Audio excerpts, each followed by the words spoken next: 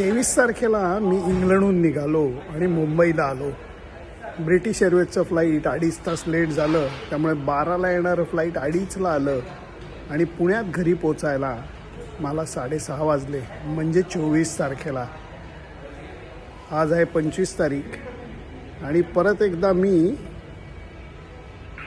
कुठे आहे बघा, परत ज्या विमानतळावर मी उतरलो मुंबईच्या तिथेच परत आलेलो आहे, 24 तासाच्या सुद्धा आत.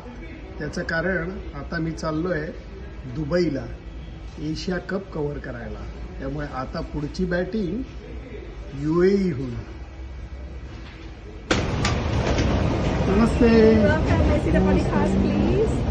Mr. Lele is 18A this way, please enjoy your flight.